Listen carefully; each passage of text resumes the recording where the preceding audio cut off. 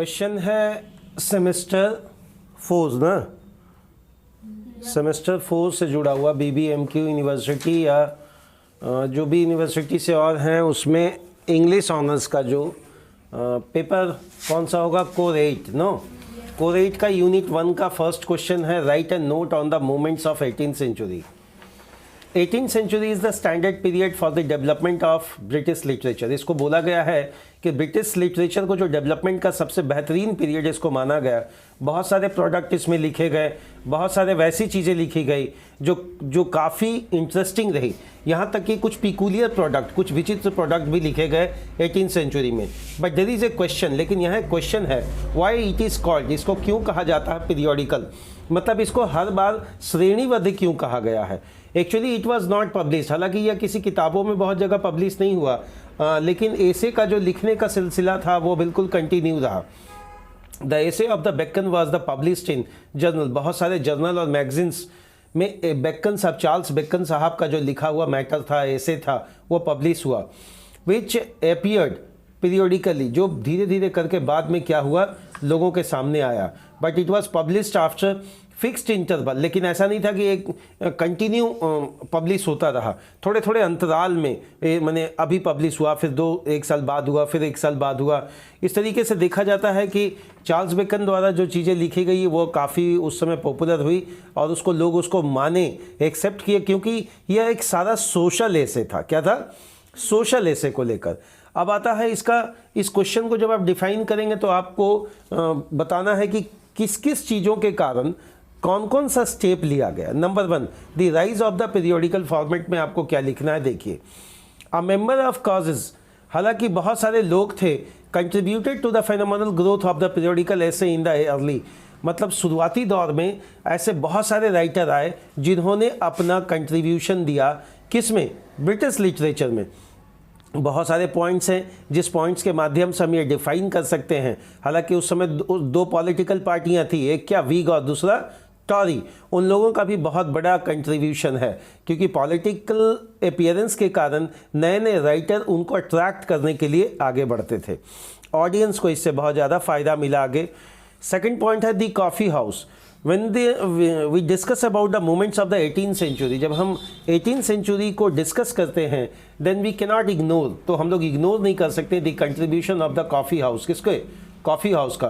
Because क्योंकि the rise of coffee house as centers of social and political life, जो rise है, जो शुरुआती दौर है किसका, कॉफ़ी हाउस का, एज सेंटर, वही उसी को मुख्य बिंदु माना गया था, क्या, सामाजिक और राजनीतिक जीवन का।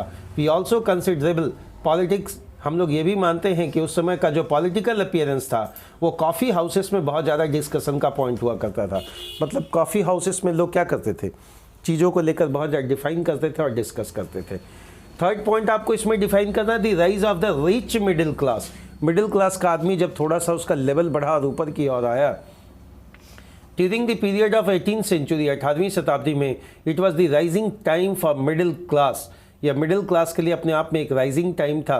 Rich class has own taste, हालांकि जितने भी रिच क्लास थे उनका एक अलग टेस्ट था, उनका एक अलग सोच था, वो जल्दी लोअर क्लास या मिडिल क्लास से मर्ज नहीं करते थे। उन्होंने अपने क्लास को नीचे नहीं लाया, बल्कि नीचे वाला जो क्लास था वो मिडिल क्लास में आया, और मिडिल क्लास जो हुआ वो हायर क्लास की ओर बढ़ने के लिए एक नया अप्रोच डिफाइन करने की कोशिश करने लगा। ये भी बात बताया जाता है कि उस समय का जो सेंट्रल फॉर्मेट है, उस समय का जो सेंट्रल फॉर्मेट है वो मॉरल स्केल पे ज़्यादा लिखा गया था। वैसी चीज़ें लिखी जाने लगी ज़्यादा, वैसी चीज़ें ज़्यादा लिखी जाने लगी, ठीक है, ज़्यादा लिखी जाने लगी जो मनुष्य के नैतिकता को लेकर ज़्यादा डिफाइन करता है। समाज में एक बहुत बड़ा चीज़ होता है मैनर, और मैनर को आप किस तरीके से डिफ़ाइन करेंगे, मैनर को आप किस तरीके से डिफ़ाइन करेंगे, ये चीज़ आपको मिलेगा उस ज़माने के पॉलिटिकल अपीयरेंस से। एक बात और यहाँ पर आप दिमाग में बना लें, the periodical essay was particularly suited to the temperament of these patterns. अच्छा, ये पैटर्न क्या था? पैटर्न मतलब संरक्षण। बहुत बड़े जब राइटर्स ऐसे होते थे वो किसी न किसी पब्लिकेशन हाउस का या किसी न पॉलिटिकल पार्टी का फेवर करते थे, तो उसको उनका क्या मिलता था? आशीर्वाद, संरक्षण मिलता था कि मैं तुम्हें सपोर्ट करता हूं, तुम इस तरह का राइटिंग करो, इस तरह का जर्नल्स लिखो, इस तरह के मैगजीन्स में मेरा बड़ाई छापो, मेरा प्रशंसा छापो, तो हम तुमको क्या करेंगे, संरक्षित करेंगे, तुमको आगे बढ़ाने का काम करेंगे। The middle class man started hitting rich class. अब यहाँ पर एक चीज़ आ गया, the contradiction started there, the dispute started there, because the rich class people started to fight with the middle class, and middle class they are being up. अब वो क्या हो रहे, अप हो रहे, तो वो फाइट करने लगे किससे, रिच क्लास से। 18th century was periodically presented in British. हालांकि 18वीं शताब्दी को ऐसे की दुनिया का सबसे बेहतरीन पीरियड माना गया और लिटरेचर इस समय काफ़ी फला फूला। एक बात और यहाँ पर आपको जानना होगा, the aim of the periodical essay was too different. यह बिल्कुल अलग था। इसका मतलब ये नहीं था कि केवल लिख देना, इसको हिस्ट्री में एक नया आयाम मिला। हिस्ट्री में इसको क्या मिला, एक बेहतर पार्ट मिला। कोर्टहोप एक्सप्लेन करते हैं अपने शब्दों में। क्या एक्सप्लेन करते हैं भाई, उस समय के जितने भी श्रोतागण थे या उस समय के जो भी दर्शकगण जो इंटरेस्ट लेते थे खासकर किसमें, ब्रिटिश लिटरेचर में, उनका यह मानना था कि हिस्ट्री ही इस चीज़ का गवाह बनेगा। माने वैसी चीज़ों को लेकर वो डिफाइन करने लगे जो हिस्ट्री में जगह जिसका बनाया हुआ था। इस प्रकार हम कह सकते हैं कि 18वीं शताब्दी में जो ब्रिटिश लिटरेचर आगे बढ़ा, अपने आप में वह एक बेहतर एक्सप्लेनेशन था, एक बेहतर मूवमेंट था और डेवलपमेंट के लिए एक बेहतर रास्ता बनाकर आगे बढ़ाया गया। डेवलपमेंट के पीछे सबसे बड़ा योगदान मैगजीन का, एसे का और जर्नल्स का हुआ।